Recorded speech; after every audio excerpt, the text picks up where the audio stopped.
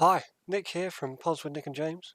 Just a quick one before we get into this podcast. I want to say a massive thank you for the support that we've received since starting these podcasts. We thoroughly enjoy it and we look forward to creating more. If you want to have your say on any topics that we've discussed or suggest future topics, then you can do so at www.reddit.com/r/Nick and James Pods. And if you want to support us, you can do so for from as little as £1 a month, and you can do that at www.patreon.com/pods with Nick and James. Anyway, back to the podcast.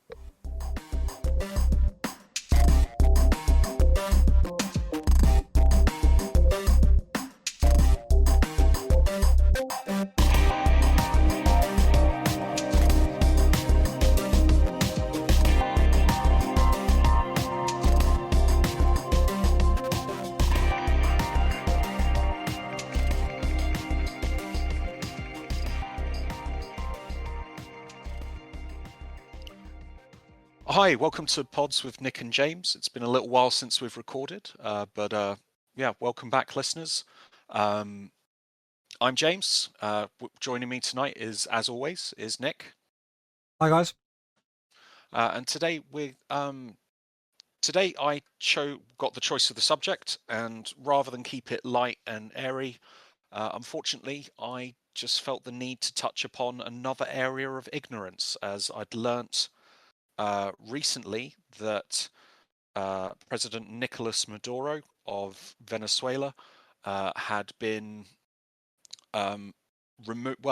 kidnapped essentially by an American strike force, and although I wasn't surprised in the outrageousness of it, we all know that America has a somewhat shady history when it comes to respecting other countries' borders. Not that I hate America, but it's just they don't play by the rules that they insist that others play by. I was wondering why. Like, I'd heard some of my friends say about how unjustified it is, and on the surface of it, I thought that might be true, but events don't happen without a cause, so I wanted to take a little look into things. So today's episode will be a very brief history of Venezuela. Nick, just to kick us off, although I'm really worried it's going to turn out you've done way more research. I need to mention my sources. Today's episode, most of the information is taken from The History of Venezuela, a fascinating guide to Venezuelan history by David Robbins, narrated by Stephen Barnett on Audible. It's also based, some of the information and views are informed by the podcast Trigonometry, specifically the episode Why Socialism Never Works, A Warning from Venezuela, and then additionally the episode a couple of weeks into the new year, where they talk about Maduro being taken directly. The reason why I use these as a source is one of them is a credible book. In the Trigonometry podcast, one of the presenters is Venezuelan, and when they talked about socialism, they were speaking to a Venezuelan national who has fled the country. Just out of interest, Nick, can you, off the top of your head, I know you may have done a bit of research here, how many born Venezuelans are currently living outside of the country? I know they had, I don't know the numbers, but I know they had huge levels of migration out of Venezuela. Yep. So I don't know the numbers, but I know there's a huge number of Venezuelans that left the country. That's absolutely right. Based on that news, are you willing to pick a figure, or shall I just tell you?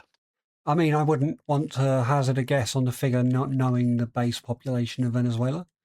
That's fair enough. Okay, so there's currently 9 million Venezuelans living outside of Venezuela, and a huge number of those have literally, as you've said, migrated in the last couple of years. This is mostly due to Maduro's, and before him Chavez's, I would say, tyrannical rule. The more you look into it, to be fair, I think we've both been somewhat spoiled in this country through, although there is censorship in this country, but it's not on the same level as anything. Like, we can say what we will, and we might get cancelled, or we might get we might be arrested. If we were talking on a scale of Australia to Korea, where would you put them? Oh, Because you can say anything you want in Australia. I'll be completely honest. yeah. To the point where they mock other countries for Yeah, absolutely. for censorship. Like literally. Actually, how easy is it for you to edit things out of this? Yeah, pretty well. I can look at timestamps. Okay, so all right, so literally, the song "You Can't Say Cunt in Canada." Yeah, absolutely. It just literally says it all. The fact that they're literally going to mock saying that you can't say that during a music venue. Yep. Gotta love Kevin Wilson. That's it. That's exactly it. It literally says it all. Right, but yeah. So between on a scale from Australia to Korea, where would you put them? I'll put them right next to Korea. Yeah. Like maybe one level up, simply because I don't know. I'm assuming you're talking about North Korea. Yeah. Like just to be clear, like South Korea. No data goes out, no data comes in. You know, that kind of place. Yeah. Okay. So they've got some data coming out, but not a lot. Yeah, they've got some problem with. Yeah, they've got. Right. Anyway, sorry. I'll tell you what. We'll just do it. The reason why the Americans have taken Maduro, they're saying that it's a regime change, and that by doing it, they're saving, millions of pounds, thousands of lives by not going to war. I don't think they were going to go to war, even though Venezuela is on the south side of the Caribbean basin and is not a huge distance away from America. It is going to mostly be about the oil, but there are a number of good reasons why they have stepped in. But we're going to go as with Palestine and Israel. There is always kind of a cause, and there is always a history to play. So we're just going to go back through some of that, and then I'll ask you some questions at the end, Nick, and we'll see how much of this has gone in. Right, Venezuela was first discovered, quote unquote, by Christopher Columbus in 1498. It was very quickly turned into a Spanish colony in the 1500s. However, the land that is Venezuela was actually ruled as 5 separate provinces named after the 5 major cities in Venezuela, the largest of which being Caracas. At the time, cocoa was the main export, but they also exported leather and a number of other goods, which actually meant that they were mostly ignored by their Spanish overlords, as they weren't pulling out loads of silver out the ground or gold out the ground. So the Spanish kind of focused more on their other colonies. The cocoa trade went through Caracas, which literally increased the wealth of that city, growing it. It is now the modern day capital. And as with, unfortunately, with the cocoa trade in other countries, guess who they got to do the planting?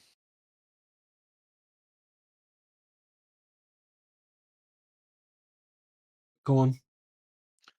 Well, unfortunately, it's a repeat. The thing that was happening in North America under the English government happened in South America through the Spanish government. What is often referred to in history as the triangular trade of slaves from Africa Yeah. being moved in. Not even indigenous people, although there were two major people groups in the area of Venezuela. Weirdly enough, one of the people groups is derived from where we get the name cannibal, and they were the ones which were able to overtake the slightly more peaceful tribe. Annoyingly, yeah, the slave trade was big, and slaves were used to plant the cocoa until the price of coffee started to rise, at which point cocoa slowly, well, the trade slowly turned from cocoa to coffee. During they Venezuela first tried to claim independence, or at least one of the provinces which now makes up Venezuela first tried to claim independence in 1798. However, it wasn't for like 21 years that that the area didn't claim its independence entirely from the Spanish crown. During this time, there was a great amount of turmoil. Like as any history buffs will know, this is very shortly after the American Revolution, and a number of people who battled the Spanish for Venezuelan independence had rubbed shoulders with people like Alexander Hamilton and George Washington. Weirdly enough, so one of the major battles right before the last battle that pushed the Spanish out, one of the generals was so desperate to push the Spanish out that he actually got his army to cross the Andes in 1819, and he lost half of his army doing that, yet still was able to beat the Spanish at the Battle of Bogota on the 10th of August. Weirdly enough, it wasn't originally called Venezuela. It was part of the Republic of Grand Colombia, which lasted for 10 years but quickly fell through. The first 60 years after the Republic of Colombia had. Oh, after the first 10 years of the Republic of Colombia, it fell through, and you had 60 years of corrupt dictator after corrupt dictator after corrupt dictator with absolute power, with the name president as their title, but their powers very much more absolute. Authoritarian.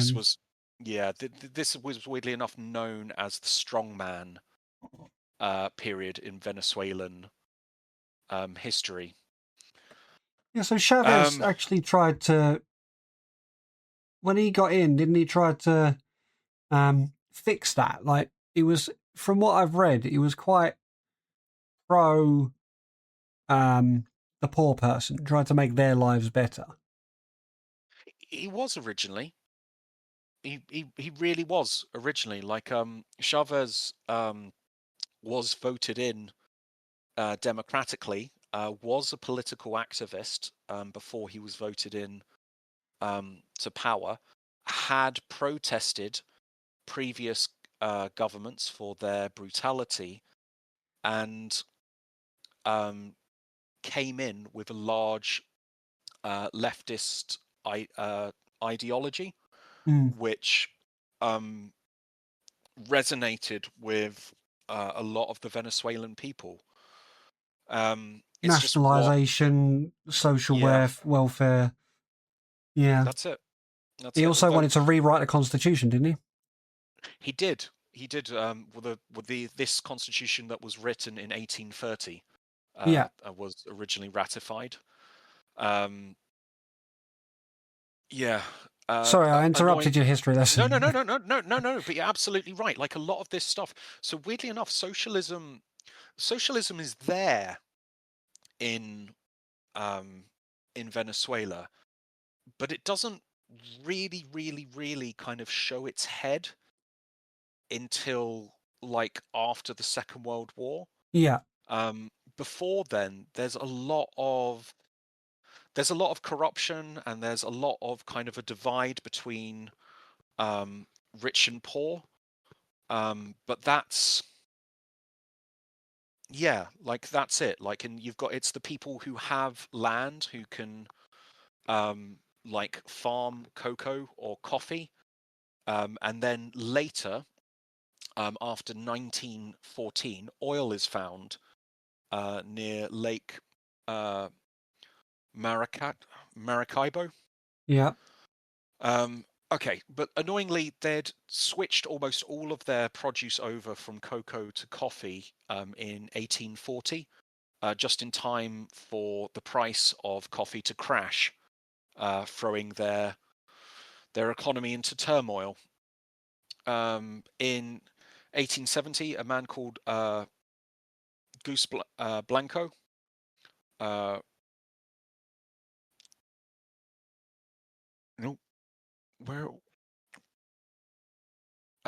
rewrote the Constitution.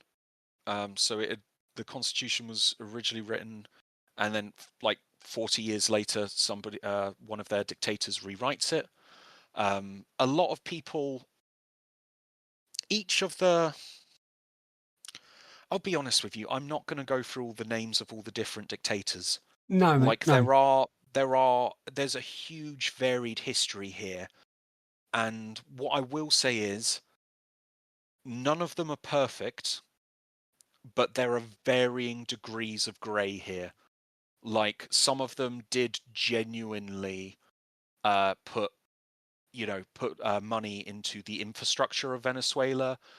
Some people allowed control of the press. Seems to be a huge reoccurring theme in Venezuela. Like, a number of them, like, what did surprise me is just how much power the Catholic Church had over Venezuela during its original formation.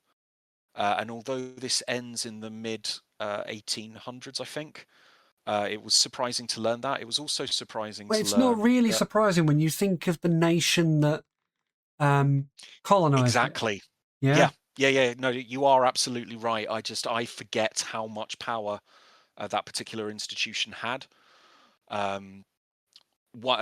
Basically, it took one of the dictators who wasn't kind of completely down with it to kind of cut off all state funding to the Catholic Church. Weirdly enough, to this day, over 90% of Venezuelans claim to be Roman Catholic, which again is somewhat of a surprise, but still. Moving forwards, in 1914, oil was found, and their economy skyrockets. Couple of drops. Yeah, no, you're absolutely right. They are the large. In 14 years, from 1914, from when it was first found, it takes them only 14 years to become the largest oil exporter in the world. They've got the largest supply of oil in the world. Yeah, you beat me to it. Absolutely true. To this, I tell you what. You know what? There is some oil in China, but like, how much of China's oil comes from Venezuela, do you think? Let's go 40%. Okay. It's only 4%, but considering how much oil China uses, like that's still a huge. It's There's still a huge significant, yeah. amount. Yeah. Okay. In the 1950s, after loads and loads and loads of corrupt presidents, um, a political parties start to actually take to the scene.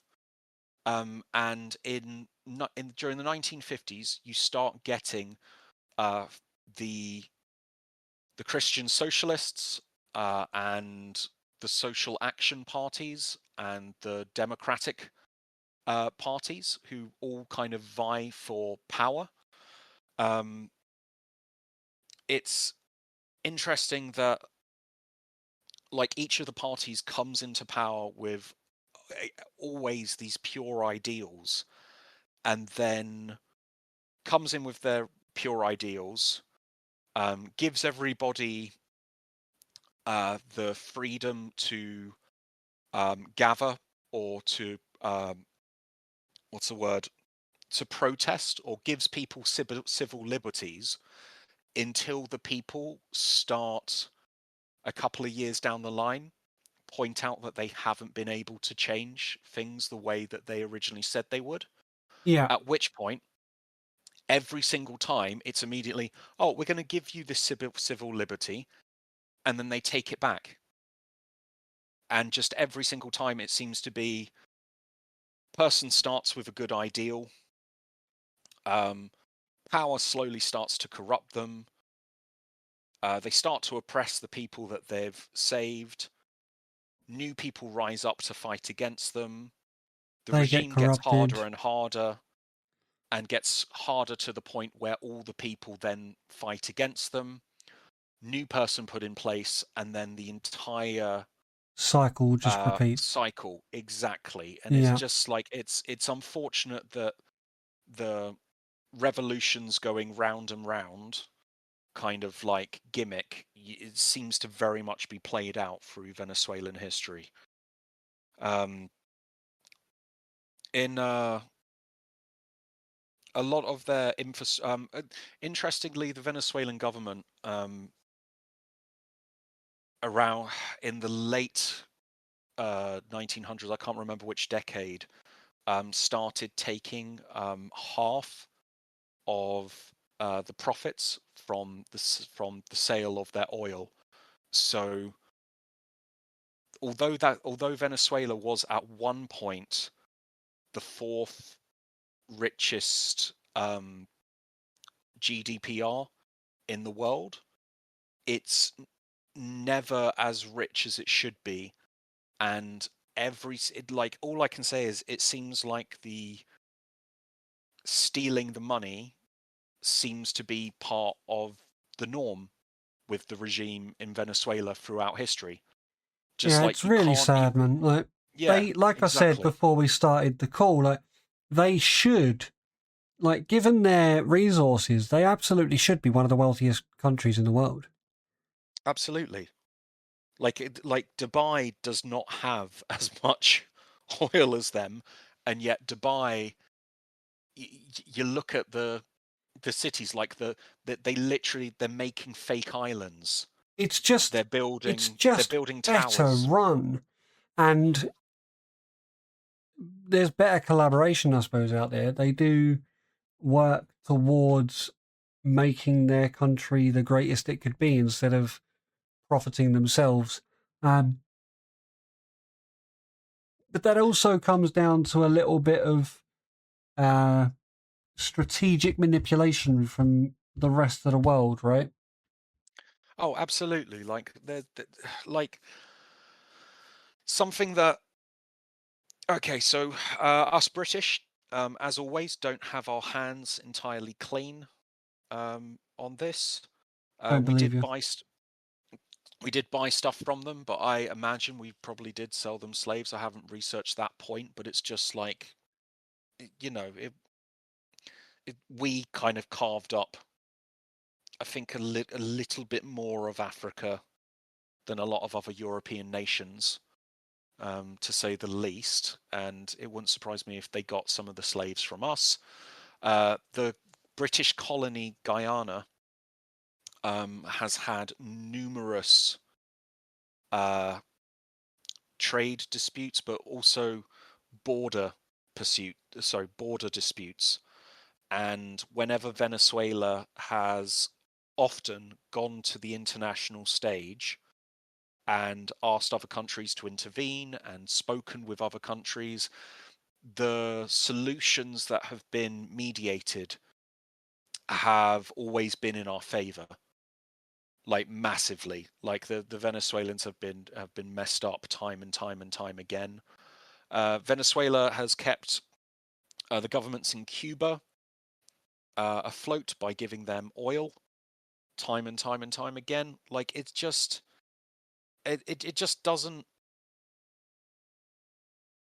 The money's all gone, but like just if the money had have stayed in their country or hadn't been taken by individuals, like Venezuela could truly have been made into something incredible. There have been natural disasters. There was a big storm in the late 90s which killed hundreds of thousands of people in mudslides, which is just absolutely agonizingly horrible. I mean, I can't even imagine that. Like, maybe it's because our country is incredibly flat and the weather's incredibly boring that I can't, like if a dozen people die in a storm in this country, like you'd have a national day of mourning. Yeah. Like hundreds of thousands is obscene. However, sorry, each of the parties came to power and then replaced the Hugo Chavez was voted in I think 1997. He ruled 98. for a He took time. power in 99. Oh, okay. 99. Okay, he took power. Eventually, he died of stomach cancer in 2013. In that time, though, in the time of Chavez's rule, when he first kind of took power, a lot of people like Bernie Sanders, the American politician, and um, a lot of slightly left-leaning politicians in our own country uh, praised Chavez and said, like, this is a great day for socialism. This is going to work. The prices of oil from the start of Chavez's reign to the end of his reign um, went up by a factor of times 10. And yet, although people got slightly better off to begin with, just the fact that that money never made its way to the Venezuelan people. Into the infrastructure. Yeah, despite the fact that like they're literally getting half the profits. The companies are going in, getting the oil, and then giving half of that money directly to the government. It's kind of beyond belief. Yeah, but how much of that price hike was countries like America imposing tariffs to make Venezuelan oil too expensive to be a reasonable commodity to buy? Well, the Americans use some of that oil. It wouldn't surprise me that market manipulation definitely has played a part, but Because it's Chavez not. wouldn't ever, not through everything that I read, Chavez was not one to like bend over backwards to accommodate the US.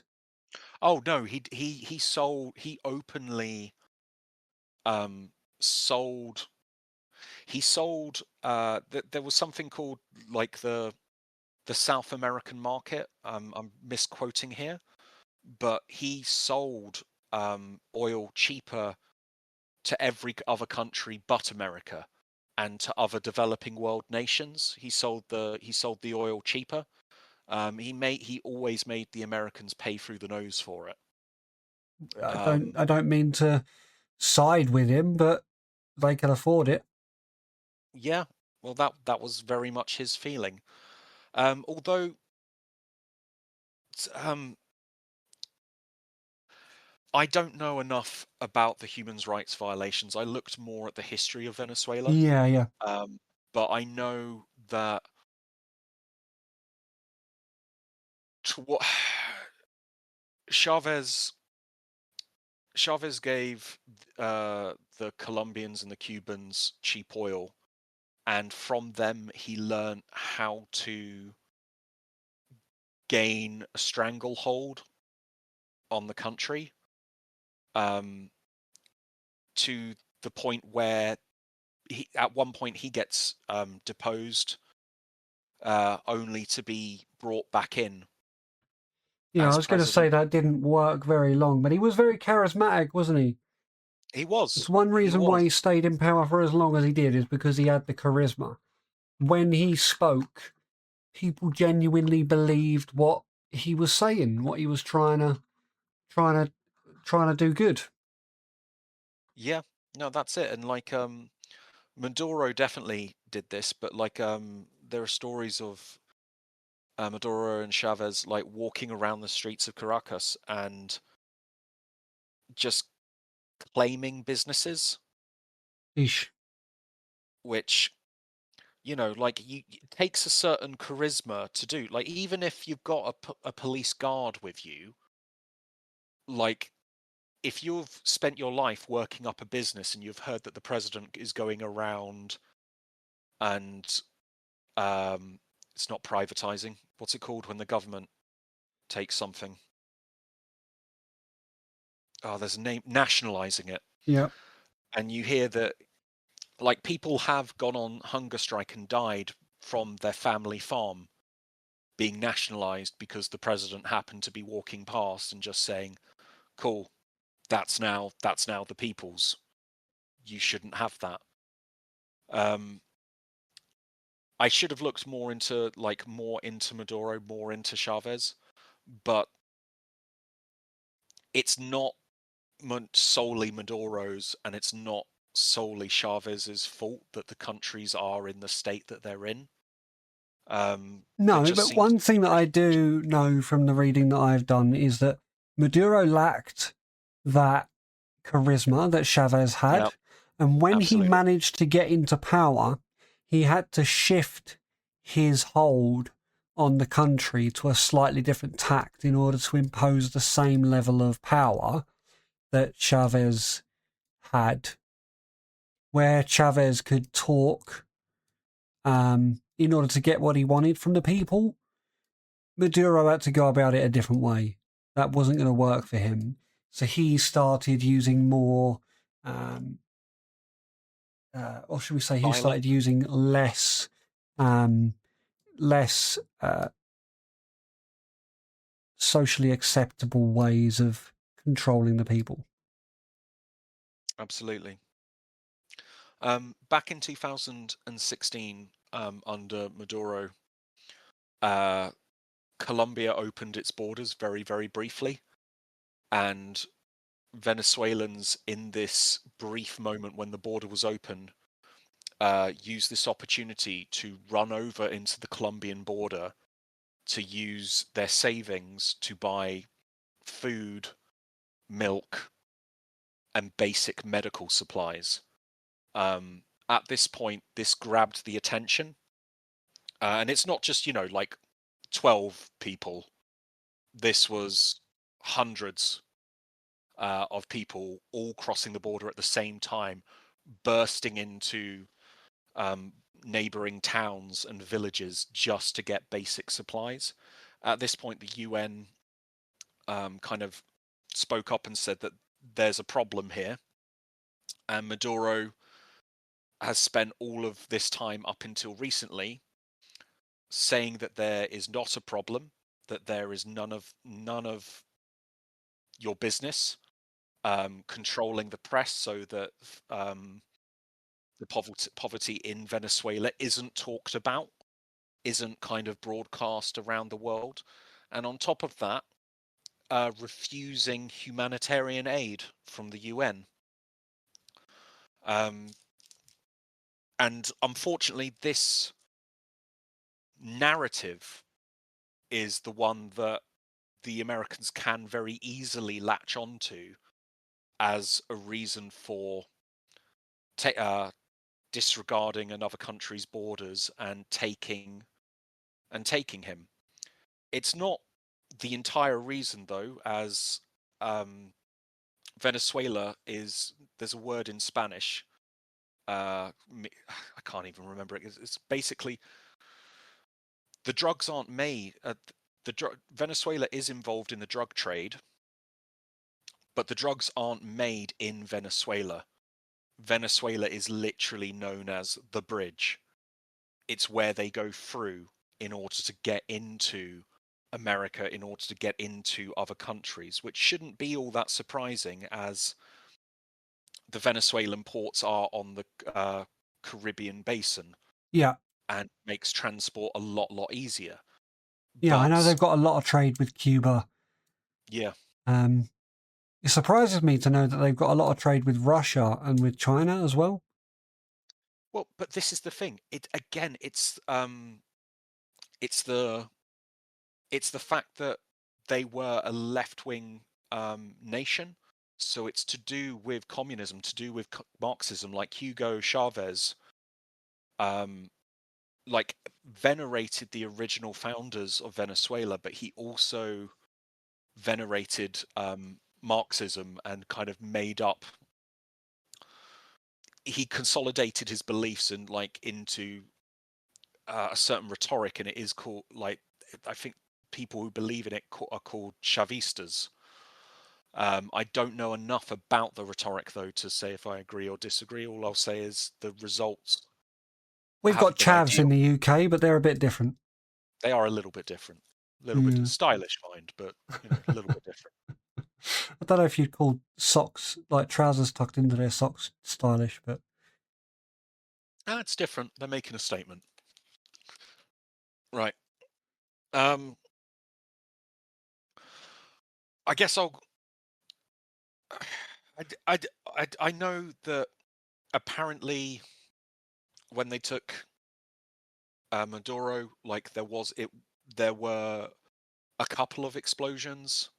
The thing that first alerted people to the fact that this was happening was the fact that at Caracas there's a no-fly zone over the city, so people heard aircraft coming in, and the fact that nobody.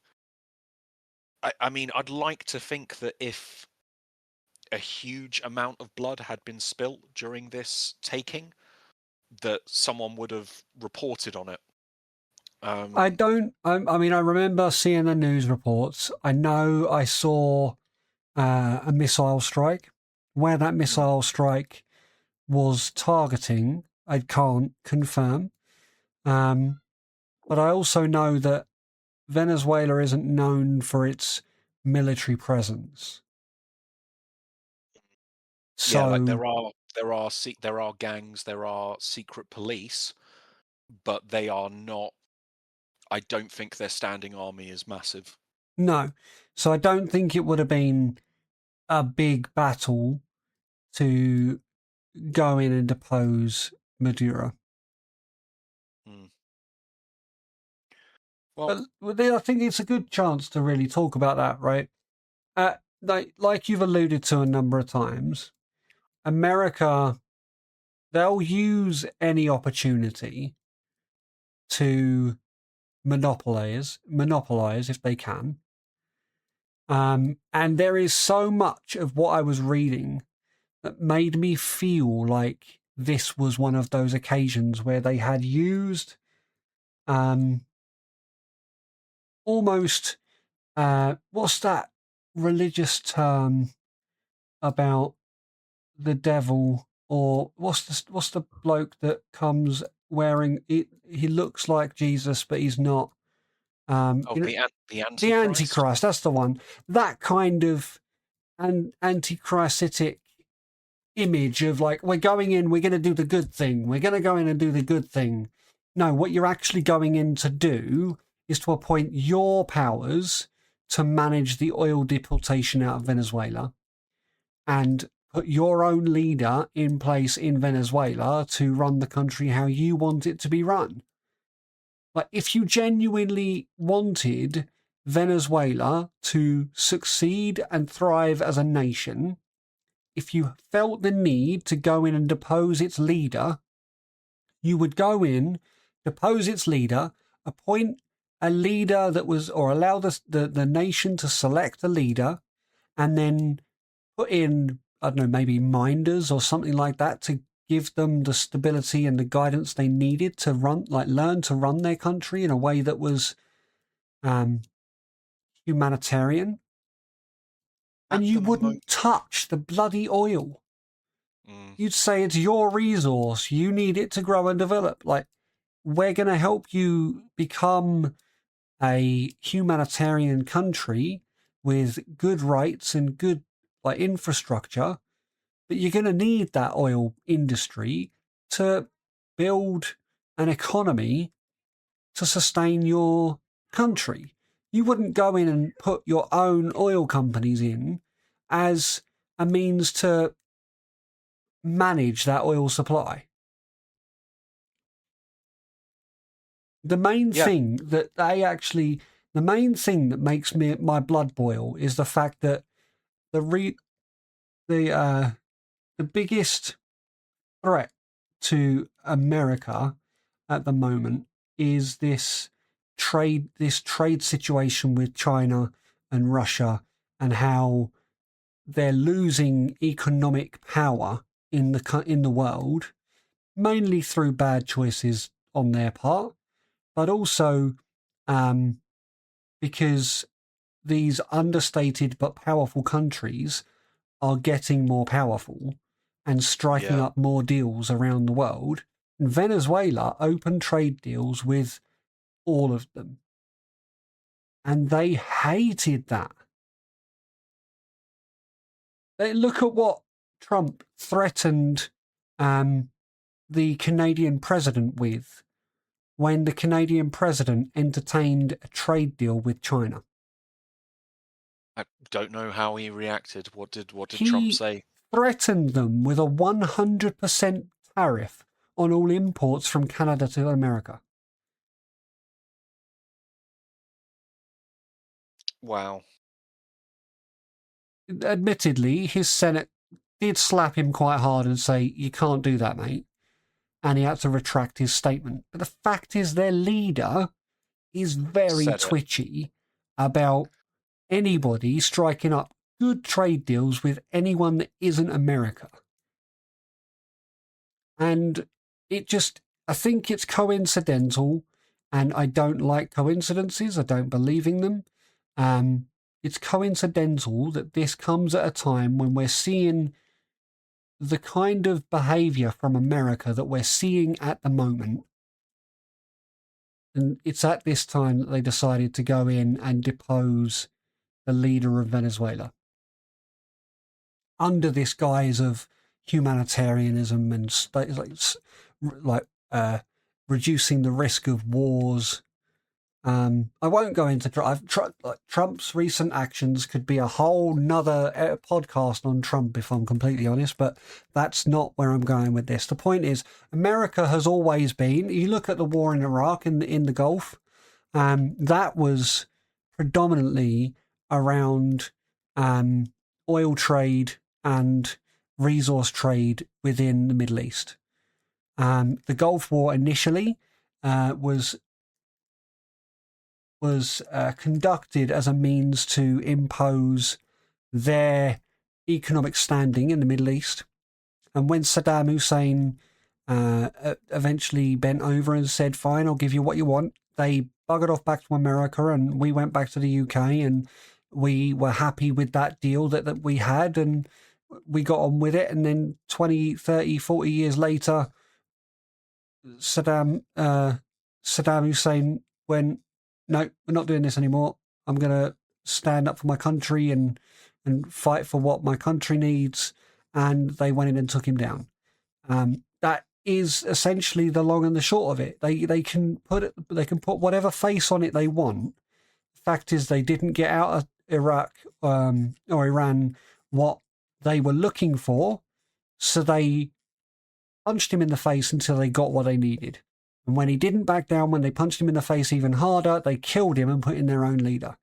And it feels very similar that they invaded and deposed Venezuela in this kind of way. It feels very Gulf War-esque. The only difference with Iran was that they trained Saddam Hussein to be a very powerful leader, and he used that training to protect his country. And they weren't ready for that, so it ended up with a war.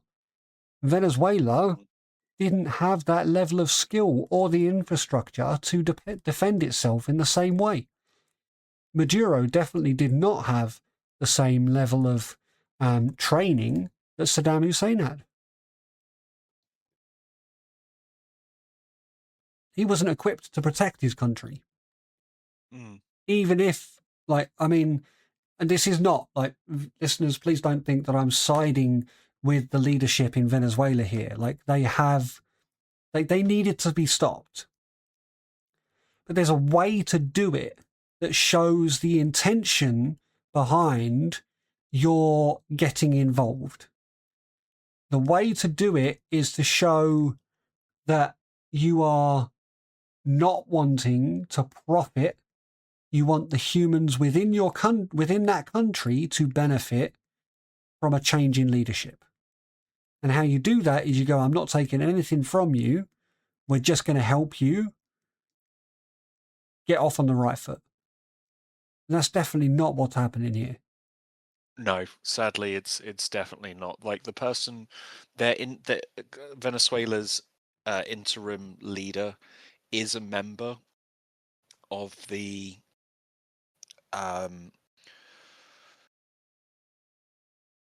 Maduro government. It's the only one who doesn't currently have a American bounty on their head for millions upon millions of dollars. The rest of the government leaders do. They've literally said that this person isn't forever. They don't have enough power, so that they're going to be, what's the right word of putting it? So they're literally just using them as a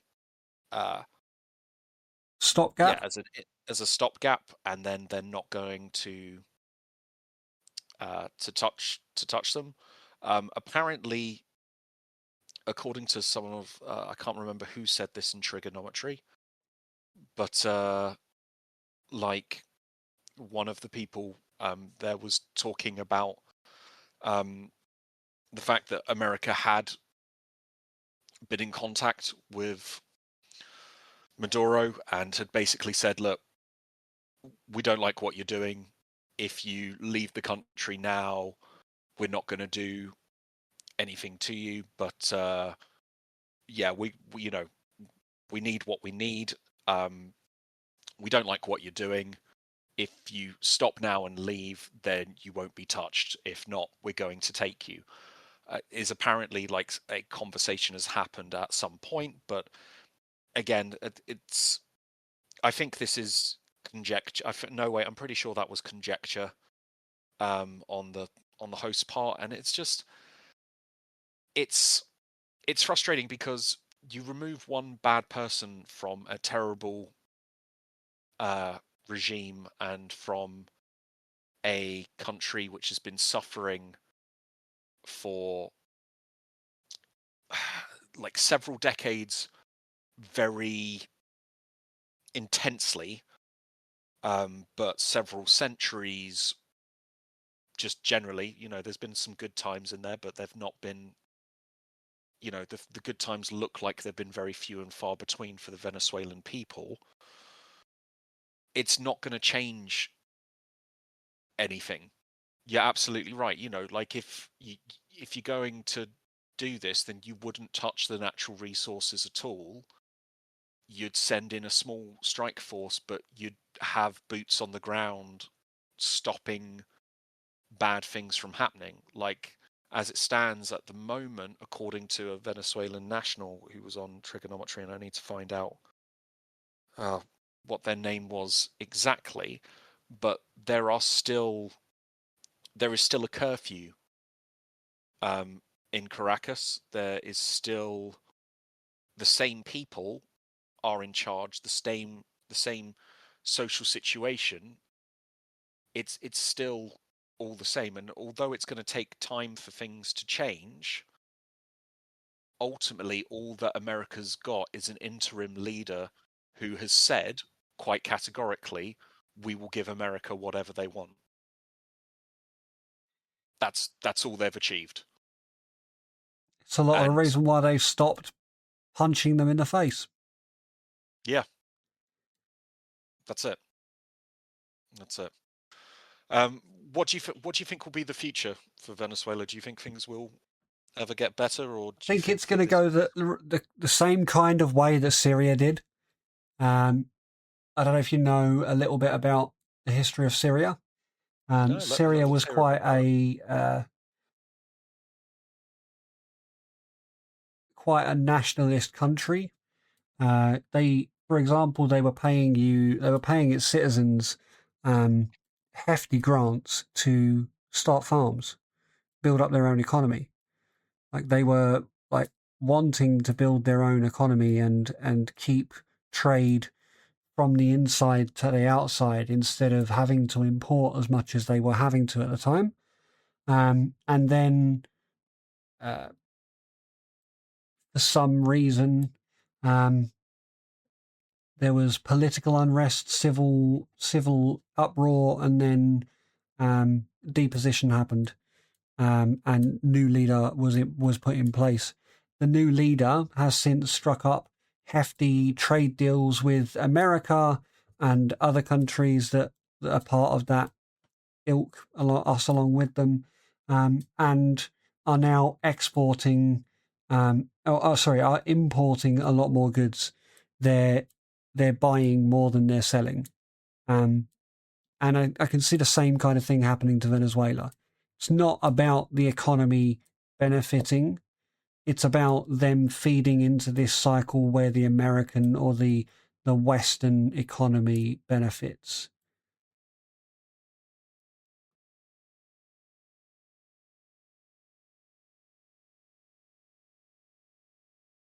Yeah,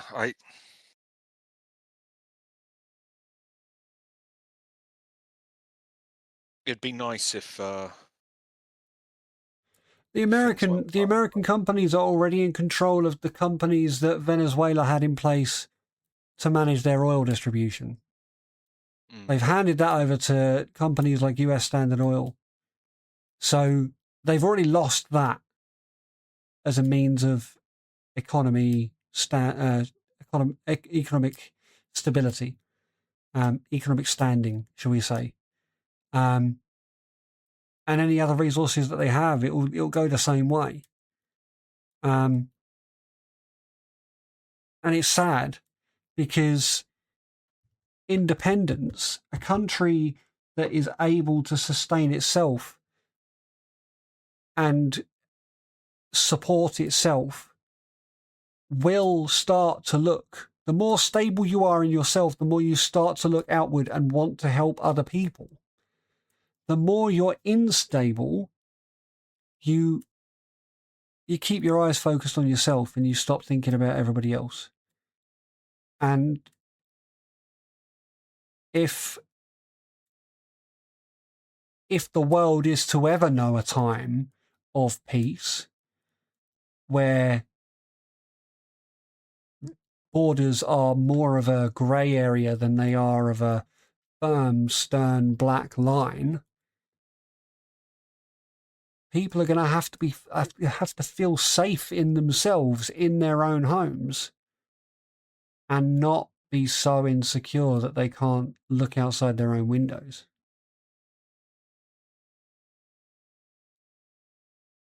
I mean, yeah. Like